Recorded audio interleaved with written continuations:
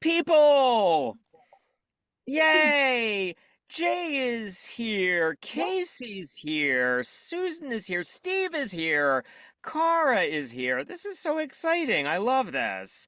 Friends! Yay! Um, all right. So we'll let people come in. I think it would be great. Rich, can you spotlight our when you're done letting folks in, can you spotlight our panelists? So, or maybe I can do that probably. Spotlight. Spot. Let me see if I can do this. Add spot. Oh, is he doing it? There's one. Add spotlight. And one more. Oh, where are they? Where'd they go? Rich, I can't find the other person. I can't find. You're all there. We're here. Oh, we're all here. Okay, amazing. And if everybody else could turn off their videos, that'd probably be good. Well, no, it's fine. It's good. You can wave, you can shout, you can throw pom-poms. All right. Hello, everybody. I am Joel, and you are our Rainbow Readers family. So, woohoo! Yay! It's very soon. Um, I am so excited today to welcome a trio of our talented supporting authors for a little chat, little getting to know you thing.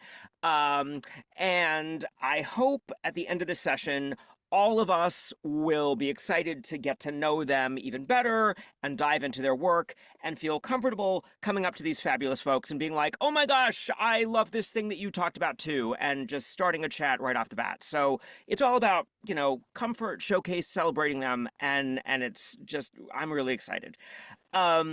I want to give a shout out to some people that are here and in the room. Our BFFs, our promotional partner, Den Mother, and queer blog book queen, Jay, and our other moderator and cohort on board, Mo. If at any point they want to jump in and yell at me, they totally can. And they are amazing, and I can't wait for those of you who don't know them to fall in love with them like Rich and I are. So it is really neat that this panel, this amazing trio, happens to also be a gaggle entirely made up of Own Voices authors, which is something we are very passionate about on the Rainbow Readers Cruise, celebrating that. We also have some fun giveaways we're going to do at the end. Rich will pick randomly from people who have commented in the chat. So feel free to engage and play along with the home game. And now we have our fabulous supporting author guests, Margaret Couplet, Ellie Ash, and Jenna Kendrick. So hello, welcome. So diving right in, Jenna, you joined us as a reader last year, and we are now so excited to have you as a supporting author. You have graduated. That's amazing. What was your favorite thing last year about the event, and what you're really looking forward to?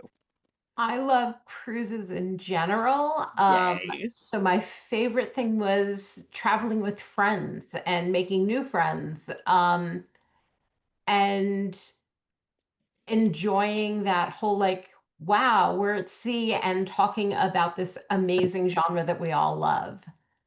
I love the fact that we're not in like an airport Howard Johnson's with only an Applebee's to go to next door. Yes. No, it's I couldn't. That is why you just encapsulated exactly why Rich and I wanted to make this event happen, and so that's fabulous that you feel the same way. Now, Ellie and Margaret, have you ever cruised before? And what are you most excited or nervous about? What are you, because I know other people are probably feeling the same thing. Ellie first. It is my very first cruise. Oh, So yeah, I've never been on a cruise before. I am excited about being with a, ready-made queer family.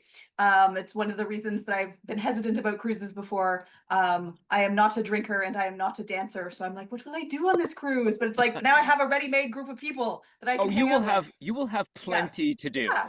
So I'm very excited about that, and a little bit nervous about possible seasickness, but Rich has already told me I shouldn't need to worry about No, it. it is 90% of the time it is just like a hotel that just changes views. That is what it feels like. Yeah. So you should be good. And So Margaret, good. sorry. Yeah, Margaret, how about you? Yeah. This is also my first cruise and my first book event, which is really exciting. Um, I, I'm also like really excited about talking to people about all the queer books that I love, all the queer books they love. And yeah, it's gonna be so much fun. I cannot wait. Well, thank you for choosing us. Thank you for losing your virginity at sea. That's very exotic. That's very exciting. All right, so general question first. I would love to hear about why you each started writing. Have you always considered yourselves a writer? Was there a certain idea that made you go, "Oh my gosh, this could be a book. I have to write it"? Was it the rise of indie publishing that made it feel more accessible to you? What was the thing that kind of made you go, okay, I'm going to sit in front of this laptop and make this happen for the first time? Jenna, do you want to go first? I used to write as an escape from whatever else was going on in the real world. I spent a semester in Spain in college, and my roommate got me hooked on romance novels. And I started writing them for myself after I'd read a really, really bad one. And a friend of mine said, well, then see what you can do, do it better. And Good I for got hooked on them. writing them. That's amazing. I love that. I love that. That's so cool. How about you, Ellie?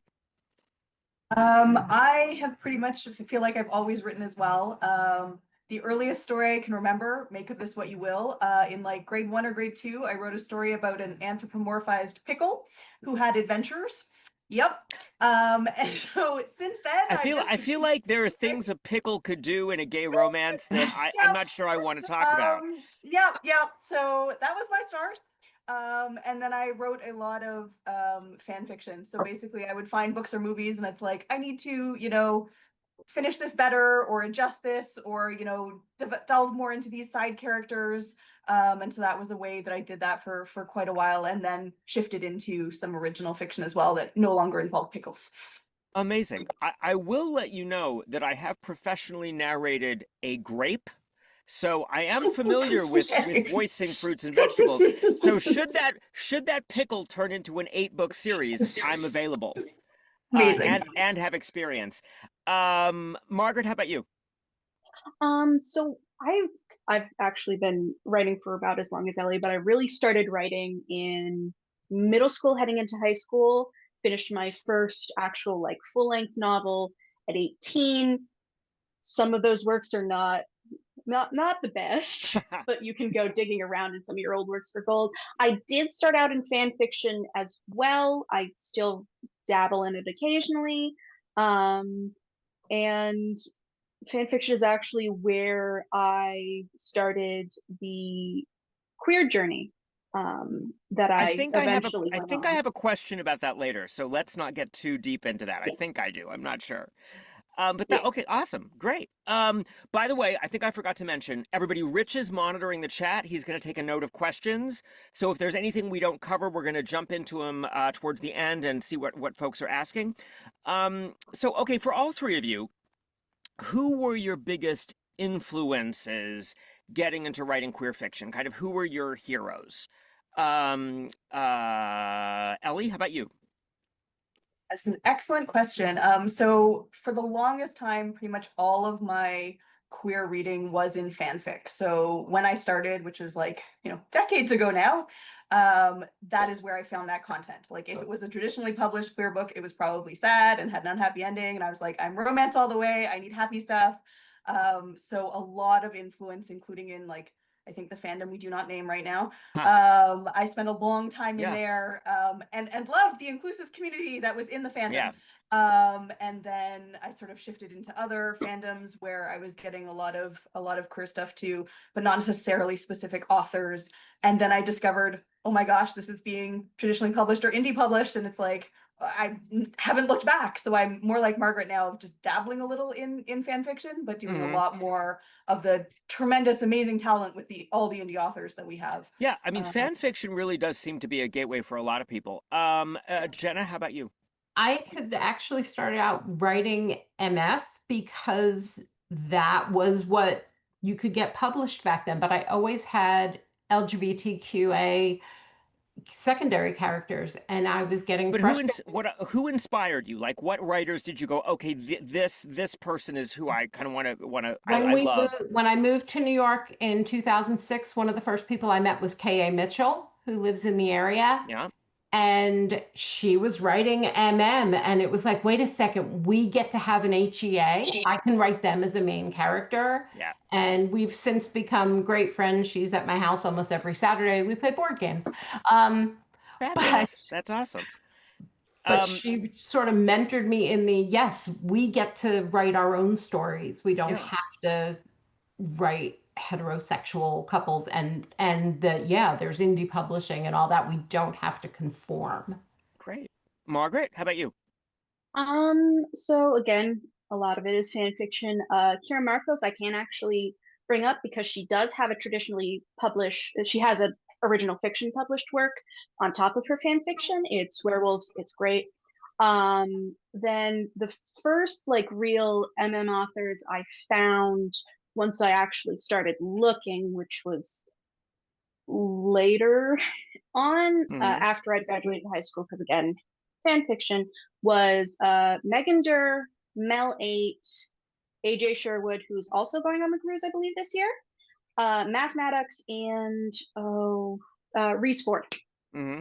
Those were the people that I fell into their books right away, and I was totally on board with their work. Unfortunately, I'm terribly picky about what I read, so I mainly stay in the fantasy or sci-fi space. Yeah, no, But those were but the those are authors great. that Those are, I mean, AJ's amazing. I think we had AJ last year. I don't think we Last have year. them this year, but oh my gosh, I narrate for a lot of their stuff and I just adore them.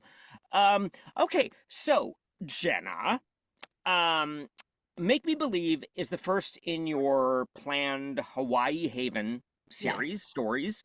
I know you love to travel, and so we talked about that a little bit. So clearly this event's a perfect fit. But why Hawaii? And what's the biggest challenge about writing a book set there? Well, Hawaiian Haven, which is the first in the series, is actually set in Guatemala. There is a beach called El Hawaii. Okay, Um, and the second book actually goes to the state of Hawaii, which okay. I'm currently working on in bits and pieces. But the hardest thing about writing about it was that I've never been to Guatemala, but a friend of mine lives there with her family, and that's what made me even aware of it. So I was constantly, on the phone and messages and take a picture of this, and I need to know what Mm-hmm. the grass looks like and what kind of sand and all of that. So doing my research remotely was the hardest part of it. And I hope to get there, and I'm hoping to get to the state of Hawaii, because that's the only one of the 50 states I have not been to yet. And if you're writing there, I feel like it's you have to go. I Like have it's a to, completely right? justified It's research trip. kind of important, yeah. Yeah. And there's a cruise there. And a Yes, cruise there. it's on the bucket list. It's Rich will help you out. All right. Amazing. Okay.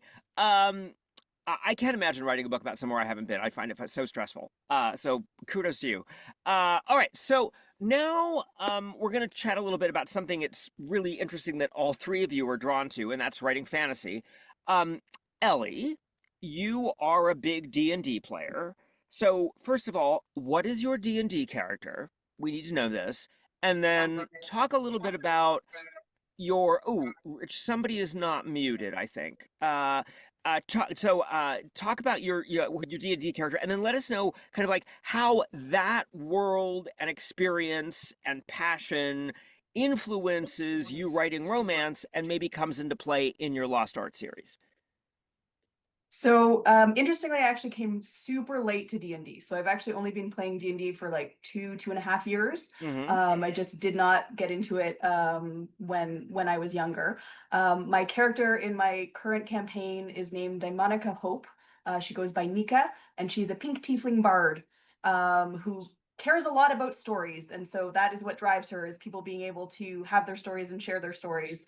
So I feel like I bring a lot of sort of the author vibe into what I'm doing in D&D. The Lost Art series I actually drafted in 2022 before I started playing D&D. So it is actually sort of predates that, but I feel like comes from that whole same similar vibe. And I do try now, to keep in mind some of sort of the D&D forces, and the way of building a world is actually really useful for world building when you then get to, your own fantasy setting. So I think it's, inspiring me a little bit with that moving forward as I keep going with the series. I have always, I would love to get into it. I think I would have such a good time, but Sure I you just, would. yeah, I don't know where I'd love to do it. I'm sure it's awesome. I really think it's so fun. Um, Margaret, you've found your happy place, kind of writing fantasy, and your latest is Heir Apparent, which is the start of a trilogy.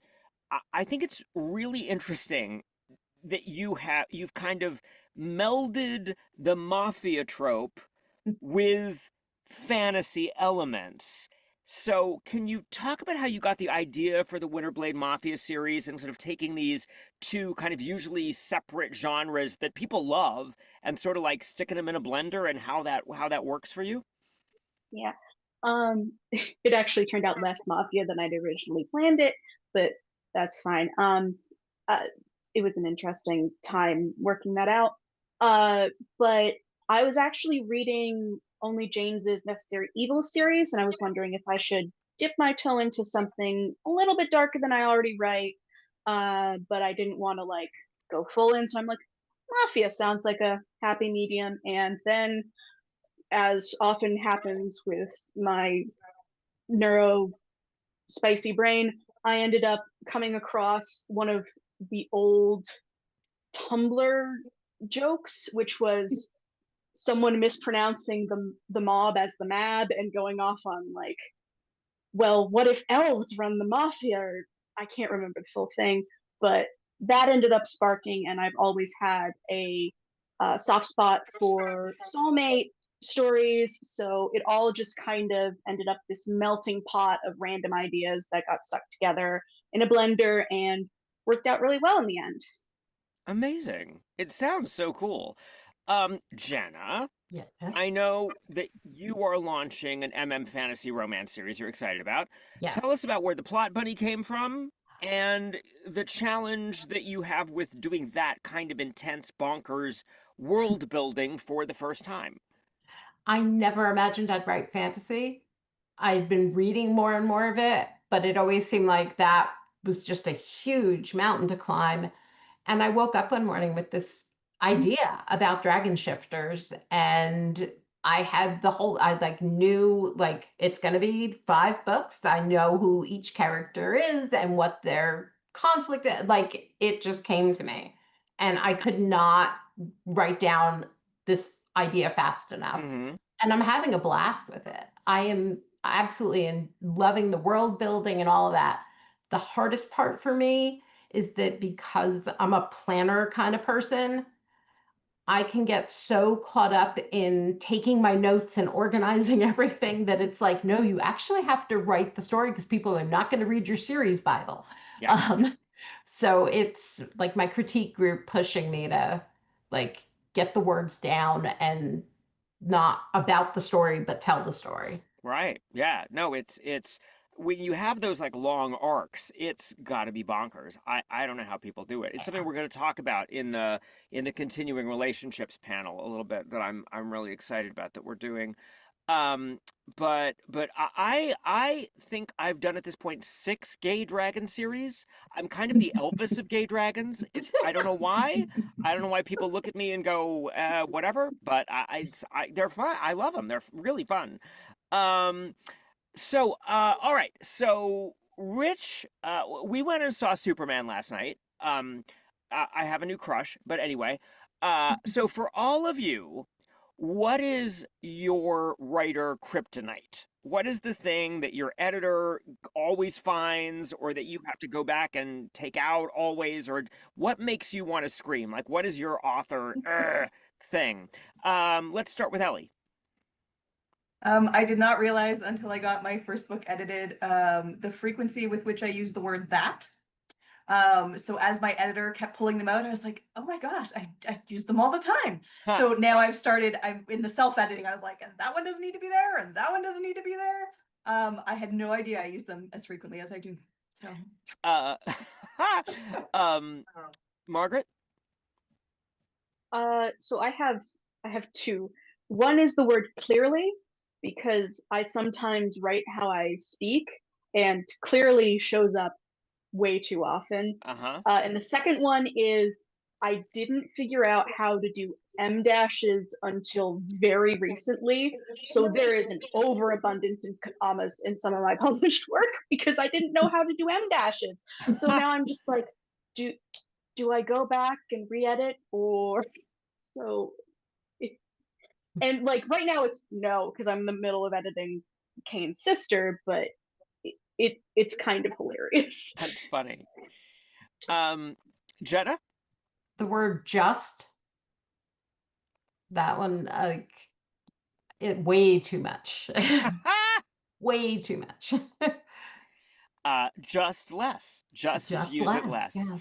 All right. So, are there any tropes that the three of you absolutely love that you've not yet incorporated into your writing that you're like, oh, I want that, like shared bed or enemies to lovers, or like, is there a trope you're like, I want to get this, this is my favorite, I want to do it at some point. Margaret, how about you? Um, a lot of my books are actually self-indulgent. They're written for me, and Mm-hmm. I'm giving it to everyone else because I think other people will also enjoy them. But there's a couple of different sci-fi tropes that I like when they're executed well, but I rarely find them executed to how I'd like. That I've got a random story in the back of my brain that is like percolating where Mm-hmm. those tropes are getting either used how I want them to be used or slightly subverted. Um, Interesting. and Yeah. Ellie, how about you? I am a big fan of fated mates, forced proximity, and one that I've forgotten. Oh, fake dating. So I would really like to do those. I've started like simmering. I have Mm-hmm. a series that I'm thinking of that it's like, ooh, I want to get all of those in there. This series has a little bit of forced proximity, but not enough. So I Yeah. need to like get more tropes in Interesting. there. Awesome. Jenna, how about you? I'd love to write a bad boy. And a bad boy in a fake relationship would be even better. Oh, fun. Awesome. Okay, Ellie, um, you got your start in slash fan fiction. So, as I think we talked about that a little bit. So, what was your favorite slash pairing you ever wrote? Um, Even if it was them that must not be named, I suppose. And then, can you talk to us a little bit about like making that jump? Like, how do Yeah. you go, okay, I've got characters that someone else has established that I know work, there's a backstory, there's a personality. How do I make that? How do I make that jump? It really, I found with fan fiction, it came very naturally. So it would be coming from, reading the book or watching the movie and being like, there's not enough, or I need them to get their happily ever after. I need more. And so trying to think, I will leave out the fandom we do not name. Yeah. And one of the ones that I am very fond of is Inception fan fiction. So Arthur and Eames. Interesting. And so there's like teeny bits in the script. Like if you see that you're like, and many of us then turn this into gigantics. Like if you go look on AO3 or fanfiction.net, you're like, there is so much fanfiction for like a 2.5 hour movie. Huh. Where we like, again, the fandom was inspired and wants to run off with that. And for a fandom like Inception, or the one we do not name, Torchwood, Teen Wolf, Star Trek, those are the kinds of fandoms that I write in. It's so easy to put them in another situation, another world, another dream, another whatever it might be, and then you can just run off with those characters and have fun with them. Like it is, a stomping ground that the author has started with, that then, you can take those characters who often are side characters and be like, I'm gonna have way more fun with them. And just, do what makes you happy. That's what I love about the fandoms, is we're, finding ways to make it, inclusive and happy, and, I guess not necessarily happy for every author of Right. fanfic, but finding, what has meaning for us, and sharing that with other people. So Um, Ellie, can that's you repeat the name of your fanfic fandom origin there for Jay? She's was it asking. Inception? Was that Inception, Arthur Eames was the one that I listed. The very first fanfic that I wrote was from the fandom we do not name. I wrote a lot of that back in the day. You know, that was in the early 2000s when we thought it was okay and it was an inclusive and lovely place. And then yeah, Inception is one of the places I headed next. Lots of Doctor Who, Torchwood, Teen Wolf, where I've seen almost none of the canon, but I just ran off into fandom. Yeah. So cool. I think most people in the Teen Wolf fandom haven't actually watched the show and just latched onto Styles. Yep, Styles Certainly is the the case best. for me. All right. Jenna, talking about close proximity, Stuck on You has two main characters handcuffed to each other for 5 days. It is such a cute idea. Where did that come from? Unless it's an incredibly kinky bedroom story, but what the hell, we're all friends. And what was the biggest challenge in writing something where the characters are entangled that way the entire story? Like even just tracking, no, they can't pick that up with their right hand. Talk about it, because I think it's such a neat idea. I got the idea there was a couple that was blogging. They'd put themselves in a similar situation to see what it would do to their relationship. And I was discussing it, and like every day they were updating, and by the end they hated each other. But so I just had this idea of what if this was a sociology experiment in college? The hardest part was the choreography. And what I wound up doing was getting a length of chain, the exact length that they had in the book. And I would like say to my husband, it's like, okay, you have to hold the other end. And how do we get soda from the soda fountain? And how do we shower? And how do we like all of these things? I would drove him nuts. But Oh my gosh, so funny. Well, I mean, this is stupid, but like thinking about sex scenes, did you make sure one of them was left-handed and one of them was right-handed? actually, I did. That's really I smart. did. That's really, really smart.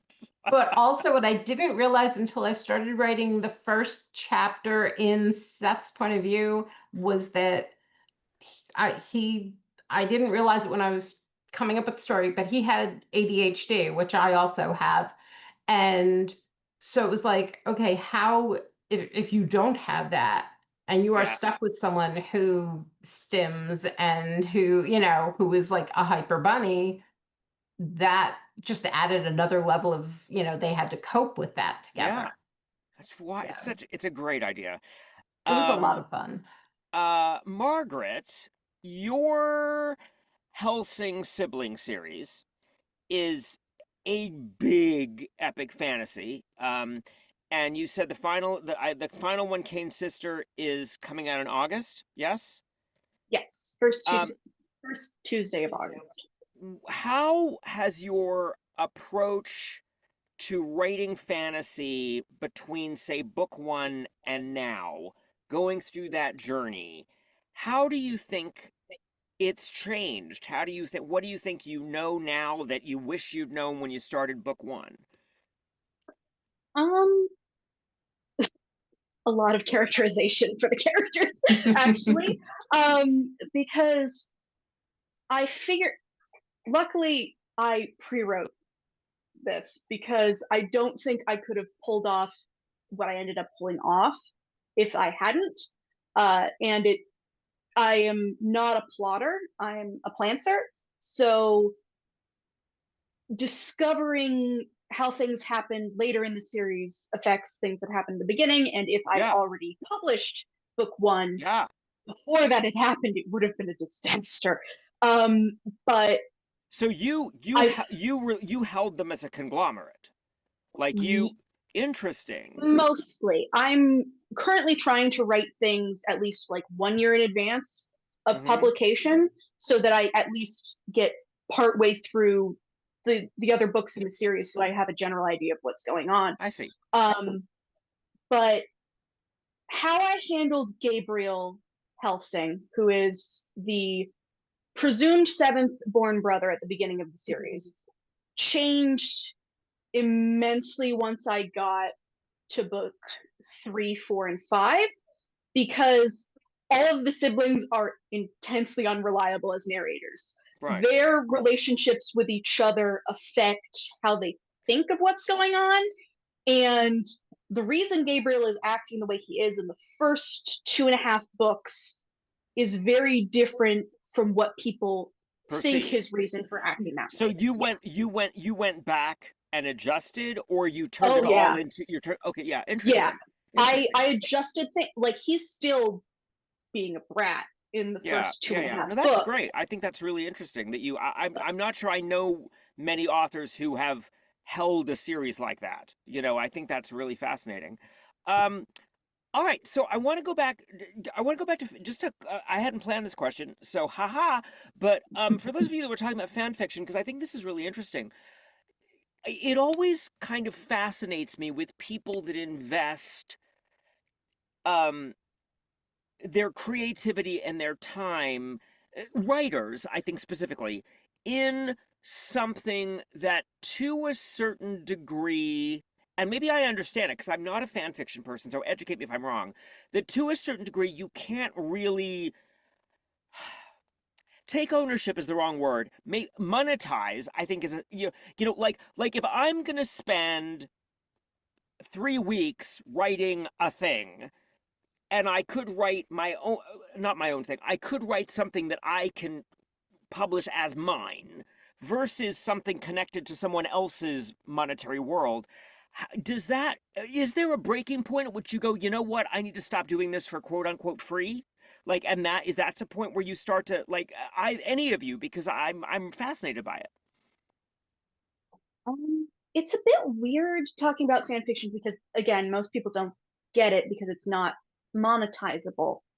But the thing is, at least for me and some of the other people I've talked to in fandom, is there's an explosion of creativity where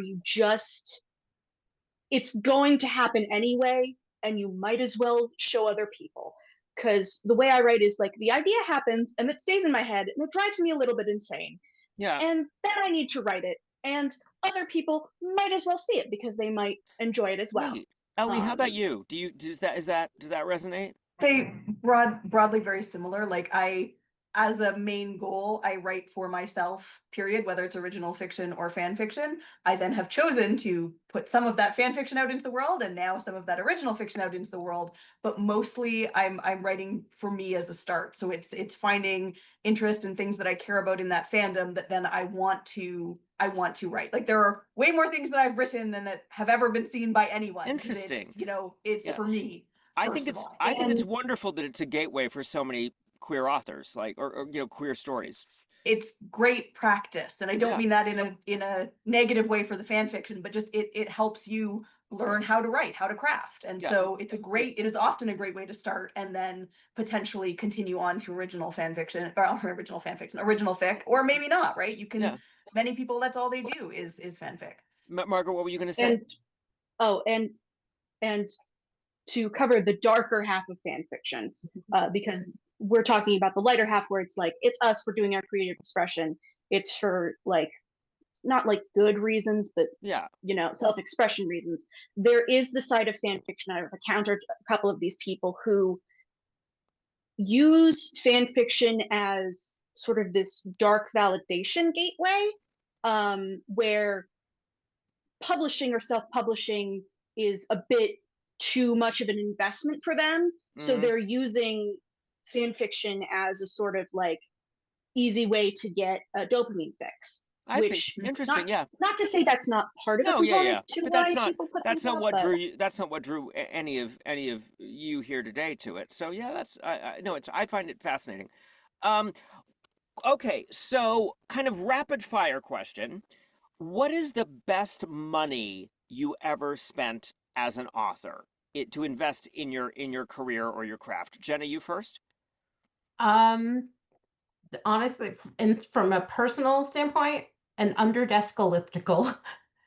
I pedal all day while I'm Love writing, it. That's amazing. so It's so awesome. it keeps me moving. Margaret, how about you?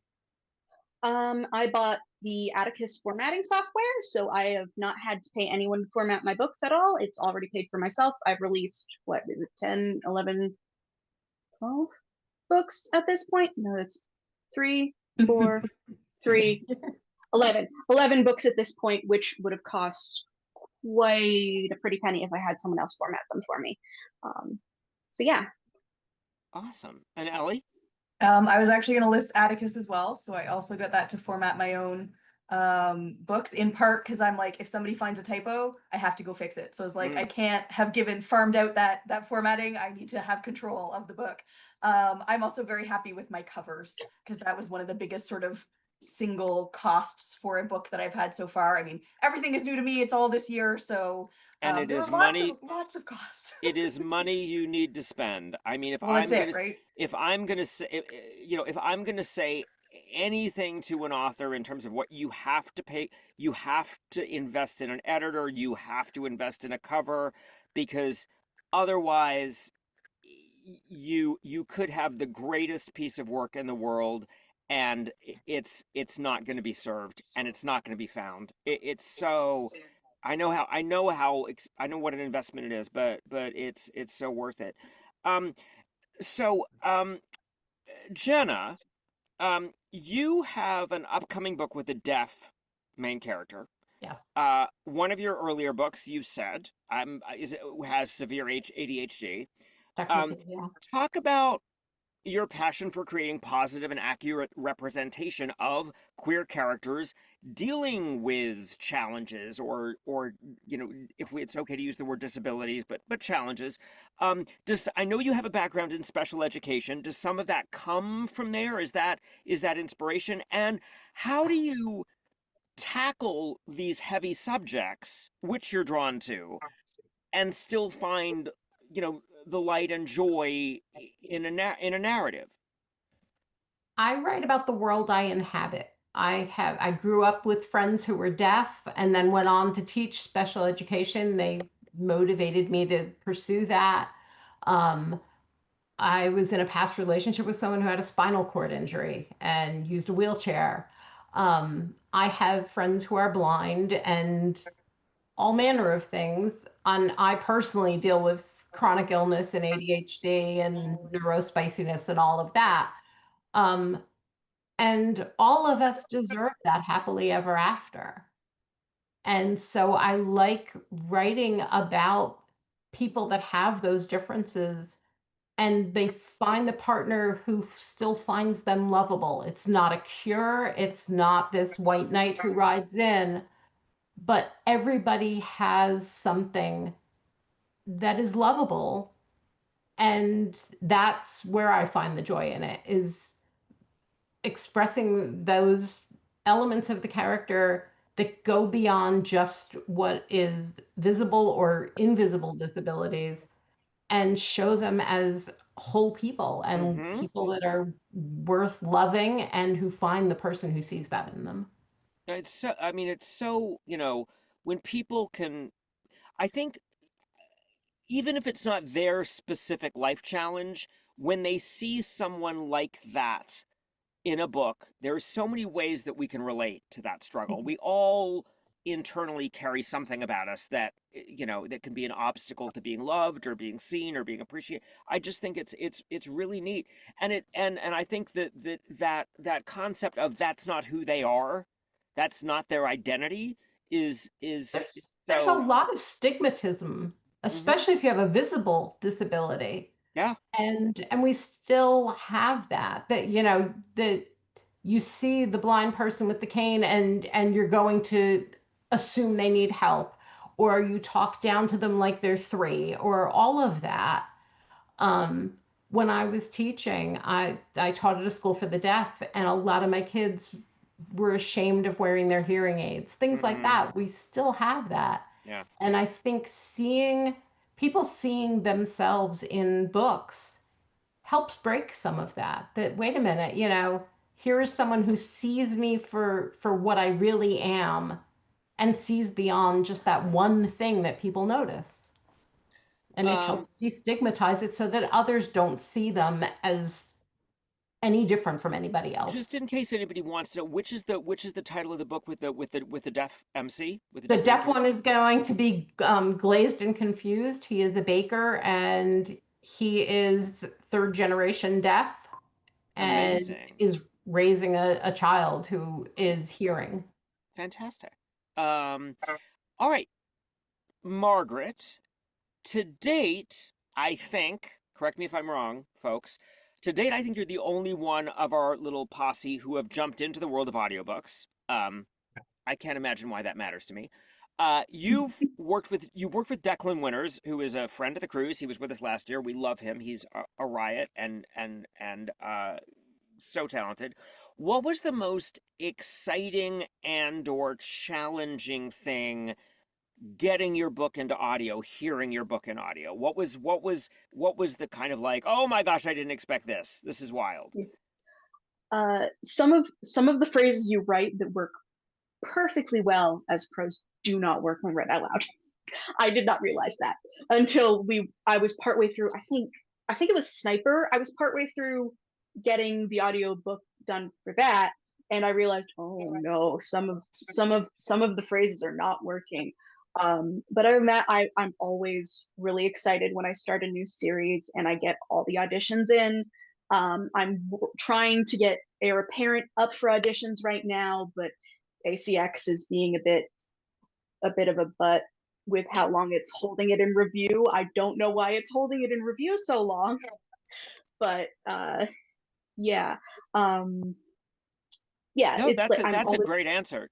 I actually have I do a bunch of stuff on TikTok, but I at some point want to do like a whole like presentation thing on stuff authors don't think about when we translate to audio. It's its own weird, crazy thing that sometimes you can't predict on the page. Oh, can I jump in? I love that. Yeah. So just to say quickly, in like a couple weeks ago, I did sign a contract with Podium Entertainment, so my series will be produced in audio. But alas, although you were my first choice, Joel, they told me you were busy till spring, and I could not have you. Oh, that's right. Oh God. And I So wanted to do it. It looked so freaking fun. I so was like alas. so bummed. All right, well, the next one. Yes. No, and I'm dead serious. The next one, like when you're thinking ahead, if you say to me, Yep. I'm gonna have a first book in 2028, I will, and Podium might want it, I will pencil that Hey. shit in. I will hold it, and if it doesn't happen and you decide to get, you know, Denzel Washington to read it, that's fine. But you tell me, because I was really bummed. I want you to know that, and it means a lot to me that you wanted me. So thank you. Um, all right, for all of you, what is the best writing advice you've ever been given? Let's start with Jenna. You can't edit a blank page. That's great. That is great. Wow, I love that. Like and embroiderable and short enough to put on a little cross stitch thing. Fabulous. That's amazing. Margaret, how about you? again, that one is the best one that I've ever heard. But like, I think the second best would be they explained what show don't tell actually meant, where it's like it's not show everything. It's sometimes it's going to be better to show that they're angry rather than you telling us that they're angry. Yep. And because I ended up with some rather long-winded showing rather than telling situations. Interesting. Interesting. Great. Ellie, how about you? I think for me, it was write what you love. So just trying to find what you're passionate about. I mean, at least for me right now, I've got a full-time other job. I'm not depending on this writing for survival. And so my goal is always write what has meaning for me. I'm not trying to follow trends. I'm just trying to write what makes me happy and then will hopefully make an audience happy in the future. 100%. I mean, you know, that resonates for me deeply. You know, there are I have there's kinds of narrators that I've always worshipped. There's kinds of and there's styles. And I could bang my head against the wall trying to be a very different kind of narrator that might be right for the kind of books I don't even want, but you got to be you have to put out what you love, and you can only really excel at something you love, I think, in terms of art. So no, that's awesome. Jenna, okay, so for all of us, so now just a little bit, let's let's talk about the own voices stuff. Let's talk about it, what we as a group might uniquely bring as queer artists to the page. Jenna, you're bi, and you shared with me that when you were younger, you had to hide several girlfriends from your family, and so that those kinds of you've had those kinds of experiences and challenges and family trauma. How have those maybe influenced your characters' journeys, come into play? You know, what's that? How has that affected you? How has that illustrated itself as an artist? When I was 12, I was the day before I was supposed to go off to summer camp. My dad caught me kissing a female friend. And I then the next day went away to camp, bruised, and came home 8 weeks later, and we had moved to another state. Um, I also have two older cousins who are both gay, and I grew up hearing my father's rants about them in the car after we'd be visiting and Yeah. things like that. So I knew that if I came out and if I got caught again, it was not going to end well for me. Um, so even as an, when I was an adult and in relationships with women, I never, not while my dad was alive. I didn't Mm-hmm. come out to my mom until after my dad passed away. Um, and my cousins and I still talk about that. Like, I mean, they were certainly aware of what he was saying. It affected Yeah. their relationships. It's affected their adulthood. So, I mean, I lived in terror from Yeah. that. And then Um, how did that come into the how well, did that end in up? Stuck With You, Jamie has an abusive father who is very homophobic. So it came through in that. It came through in The Eighth Night with Ari. I've worked through a lot of my trauma by putting those characters in my books and writing how they've dealt with it and how they have found family and found support, And that elsewhere. helps, it helps people that are to read it, it helps people that are going through it. Yeah. It's that is amazing. When you know, when you told me that and I got that information, in my head you were 17. Like 12 is, have you, just real quick, like just compressed sidebar, have you ever thought about journeying into maybe a YA space and exploring that age group? Um, I had considered it, but I didn't want to do it when my kids were still younger. My twins are adults now. My daughter's getting married next Hmm. month. And so now I feel more free to do things like that. Yeah, But at the time, because my daughter is also bi, and so right, I definitely did not want her to feel like she was being publicly outed or that right. anything. I was more careful about that Hmm. when they were I younger. mean, you know, it's for me, YA is one of my big passions. To me, to me they're the stories we have to give to the world so that we make the world better to the people who need them. And I think it would be amazing if you ever explored it. I think that'd be so cool. Margaret and Ellie, as two folks who either identify as asexual or aromantic or both. First of all, I love that we have ace rep among our authors on the cruise. I think that's so awesome. But, you know, talk to me about the appeal of romance as an ace author and maybe the challenges of writing in a genre where readers are often prioritizing a certain level of spice, which perhaps, and I'm not saying I'm an expert, so if I misstep, please let me know. But maybe in your own life is not a personal priority in the same way. Does that, am I saying that in a fair way? You know, Ellie, can you talk about it? Can you talk about why this genre? Why? Yeah. So yeah, I identify as ace. I did not have a label for it for years and years. And actually just this year, a few months ago on Blue Sky of all places, I learned a micro label that fits for me, which is agosexual. I don't know if I'm saying it right because it's AE go-sexual, which is basically translates to sex without self. So I don't have any sexual attraction as me, but I enjoy reading about people who are attracted to one another. So it's a very sort of, there's a distance between the object of the attraction. And so for me, with male romance, I'm like, great, I'm not in that picture at all. And so I enjoy those stories, that romance, etc. And then with this particular series, I actually tend to write like slow burns and a lot more drawn out. And for this particular series, I challenged myself to try to write a main character who was super sex positive and, you know, really loved sex. So I'm like, people who are reading this as my first series probably think that I just have sex on the brain all the time and that's all I write. And I'm like, yep, Period, my main character is all about sex. So it was really just a challenge to make sure that I could, you know, represent that and maybe show something that I do not experience in my own life at all. So it's really just a chance to connect that way with relationships and romance that are not in my real life. Margaret, how about you?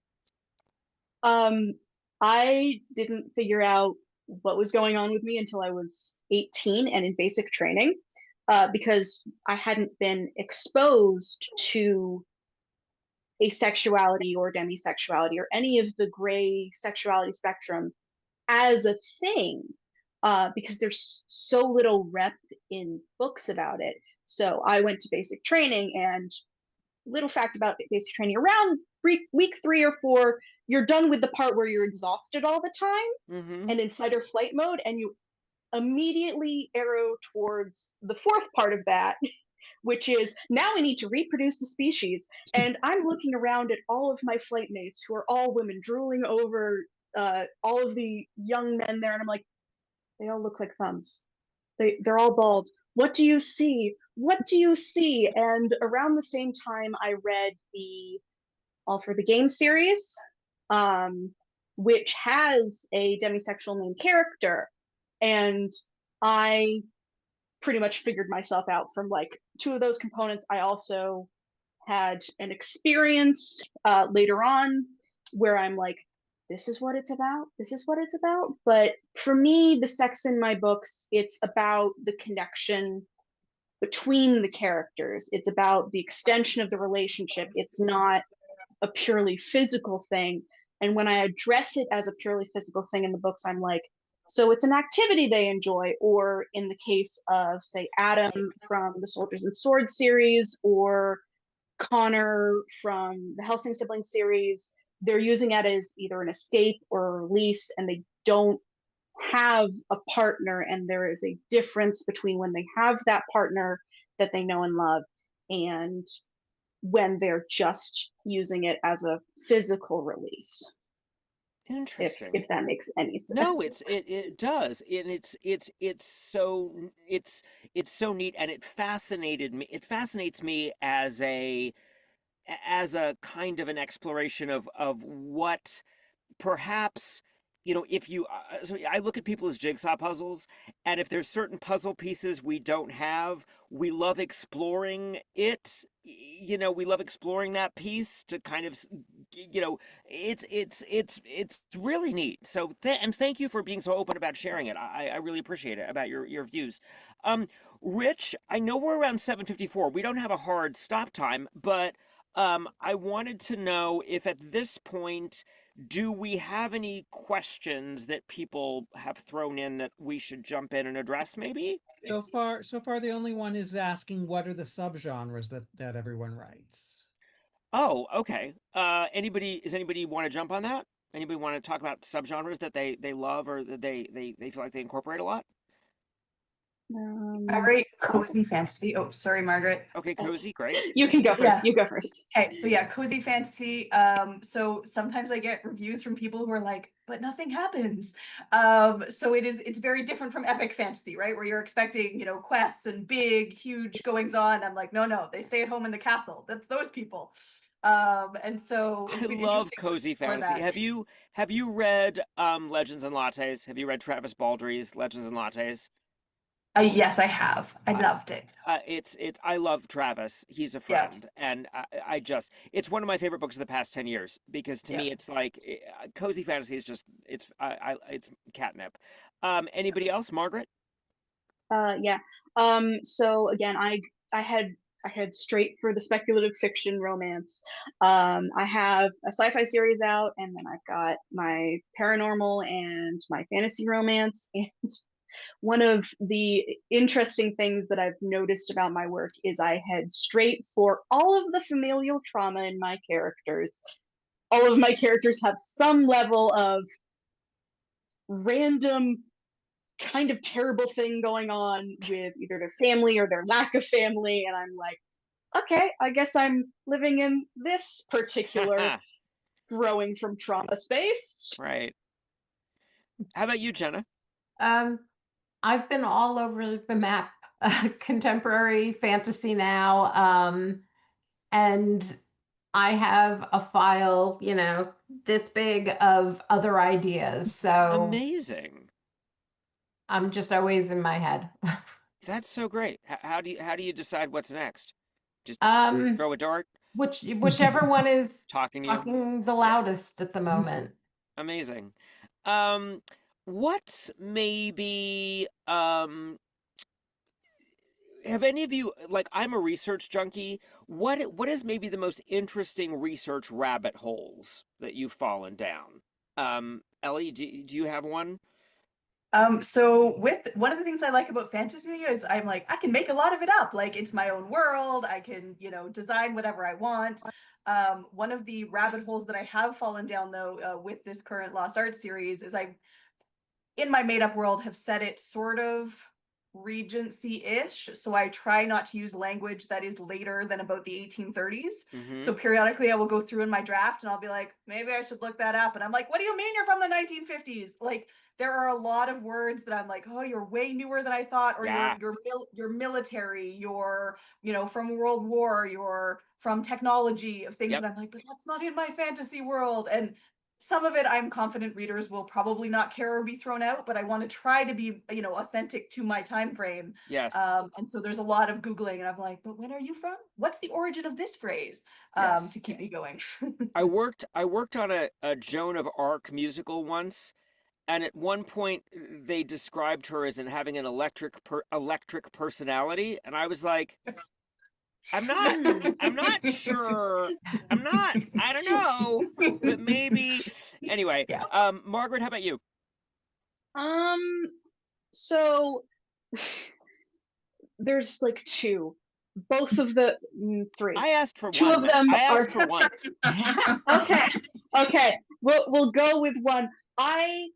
It's for a duology that I haven't written yet that might not actually get written because it's on the to be done later portion of the plan list, because I ended up I actually have it with me, wrote out like Jesus. when I'm publishing. Wow. Yeah. Okay. No, I panicked 2 years ago when I started publishing, and I'm like, what if I don't have enough ideas? And I clearly have enough ideas. I think you're covered. But, So what was the research? Revelations. Oh, because God. that one has the main character, and it's the reason I'm not writing is because it's going to make probably going to make a lot of people angry. It's asexual second coming. It's the second coming, and she's a girl, and she's asexual, and the Antichrist is in love with her. I mean, and Lucifer has been helping raise her because it's a whole mess of at the just very shenanigans. least, people will read it to be pissed off about it. Yeah. So that's not bad. That's not bad. Jenna, how about you? Researching royal families for my dragon shifters, I fell down a rabbit hole about Catherine and Nerissa Bowes-Lyon, who were cousins to Queen Elizabeth, and they were institutionalized in the 1940s, and Yes, everybody thought they were dead. Yes, they're in the Crown. They're in the Yeah. Crown. I lost a whole day reading all about this. That's amazing. That's so cool. Yeah. Wait, was it one of the institutionalizations because they were inconvenient, or did they actually need mental health? Because I know there's like they needed help. Generation. They were both nonverbal. But there were genetic issues. Like there were other family members that were also hidden the same way to hide the fact that this ran in the gene. I think they had Huntington's or something, and they were trying to hide that from the public. Um, yeah, no, I am a British history lunatic. Lunatic. Yeah. I actually I'm gonna put it out in the world, and if anybody steals it, I'll just be sad. But I have two plot bunnies that I at some point in my life would like to actually write. One of them is Morphe. One of them is a cozy mystery. The other one is a shifter like spy series, and he's a corgi. So Oh, he's like in the that's Queen's he's adorable. like in the Write Queen's he's it. like the Queen's security, like in the Queen's security staff, but he can like I go love it. wherever she goes and no one knows. And it's like Yes. Oh, and you have to write it. it's the dumbest idea, but I just kind of love it. No. I just kind of love it. And it's called and like for Queen and Corgi would be the first anyway. So anyway, all right, so let's start to kind of wrap up. So last question before we dive into like, let's talk about I have a pitches couple more questions from the oh, chat. okay, well let's do those instead. Yeah. Two questions. The first one is it hard to switch from genre to genre? And then the Oh, second one, Joel, is what's not for Joel, but so that you know, is what is something that you like to do that is not writing? oh, love that. Okay. Because I love talking about those things because it gives people things to connect with you on the cruise and chat about it at dinner and stuff like that. So what was the first one? I have ADD. Sorry, the genre. Hard to switch Switching from genres. Oh, hard to switch genres. So for those of you that do that, Jenna, you said you're all over the map. So do you want to take that one? For me, if a story is sort of speaking to me and it's the only one I can think about, then I don't have a problem making that shift. The only time it sort of becomes a little problematic is if I'm trying to like I'll spend my morning doing contemporary, my afternoon doing fantasy, and I don't shift gears that easily. Um, but as long as I stick to one story, I'm fine. Yeah, no, it's something we're going to talk about on the urban fantasy panel because Alex Eberhardt, who's joining us for his second year on the cruise, he has primarily written YA, adorable, wonderful, gorgeous YA. And I just recorded his first kind of urban fantasy, and it's like a totally different authorial voice. It's very interesting. Like, I don't know how you become a different, it's schizophrenic. I don't know how you do it. Do either of the other of you have anything you want to add to that? You don't have to. Just is there anything that you were dying to kind of throw in there? I write a lot of fantasy. Yeah, exactly. That's where No, I spend a lot of time. Or urban fantasy, and I just feel like that's a slight shift over. So Margaret, I want to know. So for you, these are our last couple questions before we get to pitching. Where did the pen name come from, and what was the inspiration for it? So I was toying with a couple of them when I was a teenager because I assumed like eventually I'd try and get something published, but I didn't want to publish it under my actual name because even by then I'd heard I was writing mostly romance and I'd heard that people could get creepy about romance writers. So I knew I didn't want to publish under my actual name. And I don't know where Margaret came from. I might have just liked the sound of the name. I can't remember, but couplet is actually a type of poem. And I thought the name really flowed well, and I really liked the way that part of the pen name was harkening back to the fact that it is writing that I do, even if it's a different form than what I normally do. Fabulous. Ellie, what is the piece of advice you would give someone who wants to try and write their first book? What do you wish you knew? I mean, I think definitely still the write from your heart. I'm just gonna, carry that advice. Write what you love. And don't be afraid to reach out to people and ask questions. So I found that a lot with this community has just been fabulous. So the people that authors that I've met or that I've emailed and just be like, can you help me with this? Or I have a question. That there is support out there and guidance. So then that was one of the big stumbling blocks for me with actually self-publishing. It's like, but how do you actually do it? Yeah. So just, reaching out if you have questions or need help. And you'd be amazed that when you reach out and tell someone how much their work means to you, you can end up with a mentor. Like you really, Yep. it can, as I think one of you mentioned, absolutely. All right, so now let's get to the fun stuff. Not that this has been fun, but let's get to the nitty gritty. Tell us about your most recent release. What was the inspiration? What do you love about these characters, and what have readers responded to most strongly about it? Like what makes what tell us about the latest one. So Margaret, do you want to go first?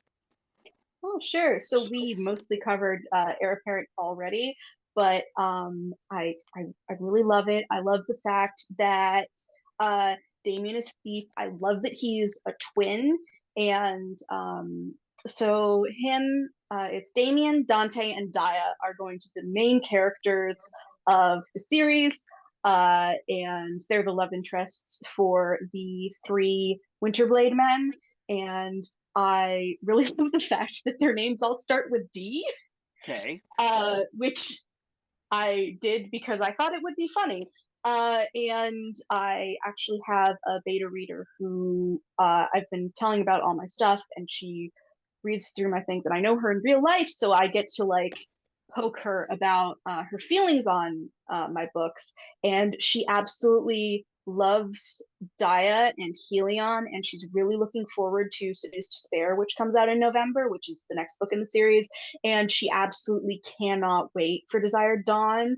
And I really love that it's not just the main couple of the first book that she's invested in, other people are invested in, but the next two couples Which is that not easy they to know do. are coming. Yeah. Yeah. So just so if readers want to like dive in and maybe pick up something to bring along for you to sign, which is the first in that series that they should grab?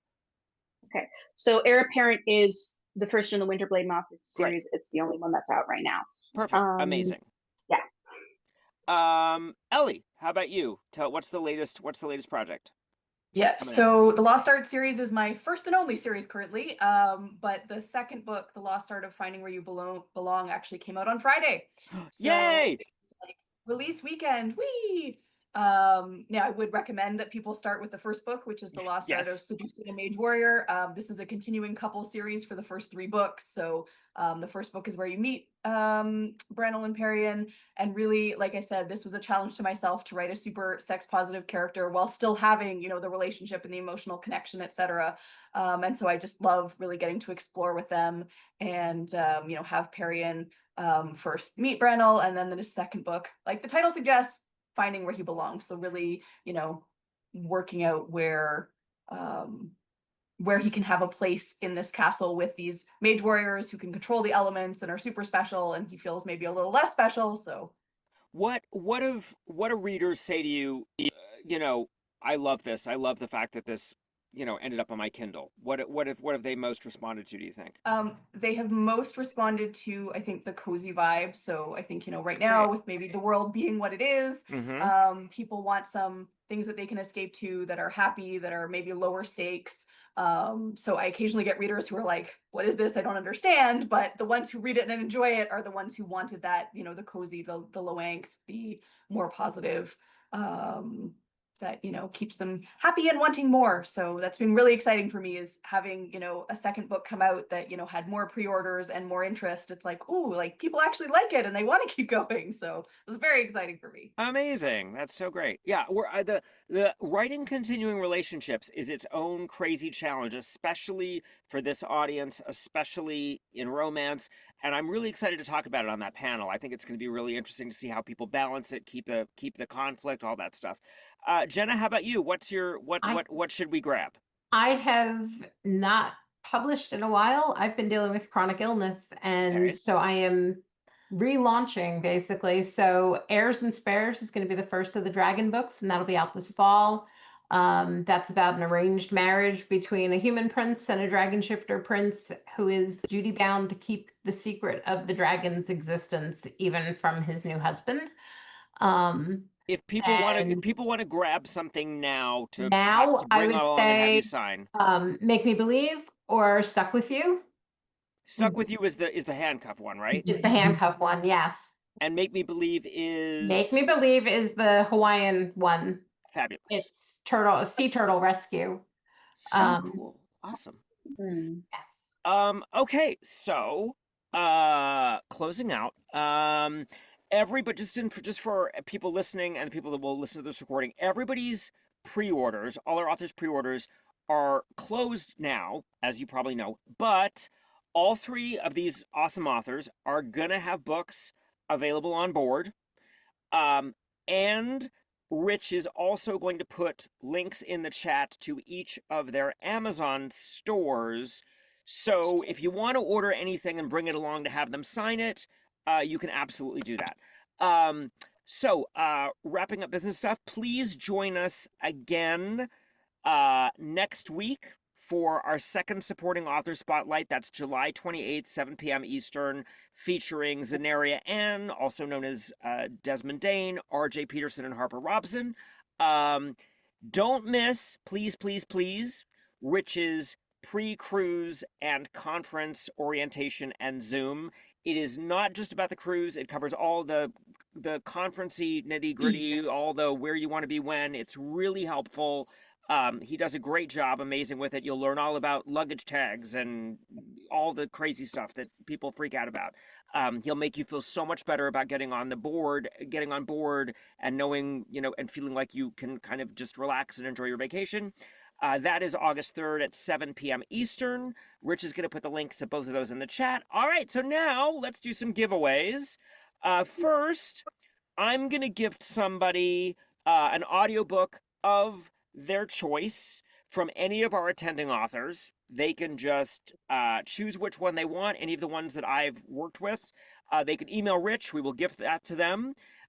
So, Rich, who's going to win that one? Scrolling randomly through the chat and stop. And I have Amy Barone. Amy, yes. Email Rich. You probably have been talking back and forth with him.